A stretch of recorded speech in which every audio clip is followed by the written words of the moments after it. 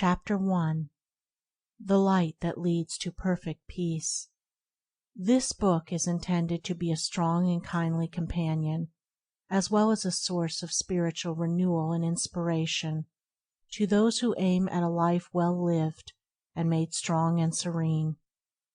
It will help its readers to transform themselves into the ideal character they would wish to be, and to make their life here that blessed thing which the majority only hope for in some future life. Our life is what we make it by our own thoughts and deeds. It is our own state and attitude of mind which determine whether we are happy or unhappy, strong or weak, sinful or holy, foolish or wise. If one is unhappy, that state of mind belongs to himself and is originated within himself. It is a state which responds to certain outward happenings, but its cause lies within and not in those outward occurrences.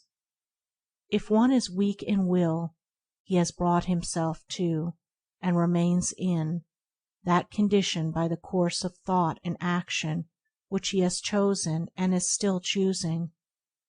If one is sinful, it is because he has committed, and continues to commit, sinful acts.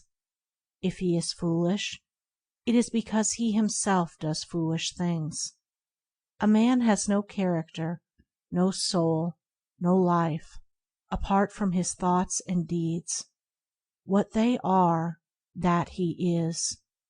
As they are modified, so does he change. He is endowed with will, and can modify his character. As the carpenter changes the blocks of wood into a beautiful piece of furniture, so can the erring and sin-stricken man change himself into a wise and truth-loving being. Each man is responsible for the thoughts which he thinks and the acts which he does, for his state of mind and the life which he lives. No power, no event, no circumstance can compel a man to evil and unhappiness. He himself is his own compeller. He thinks and acts by his own volition. No being, however wise and great, even the Supreme, can make him good and happy. He himself must choose the good, and thereby find the happy. And because of this, that when a man wishes and wills, he can find the good and the true, and enjoy its bliss and peace. There is eternal gladness in the courts of truth, and holy joy among the perfect ones. The gates of heaven are forever open, and no one is prevented from entering by any will or power but his own. But no one can enter the kingdom of heaven so long as he is enamored of, and chooses, the seductions of hell, so long as he resigns himself to sin and sorrow. There is a larger, higher, nobler, diviner life than that of sinning and suffering, which is so common, in which indeed nearly all are immersed.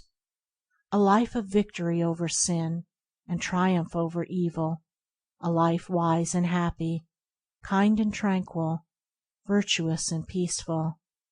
This life can be found and lived now, and he who lives it is steadfast in the midst of change, restful among the restless, peaceful though surrounded by strife.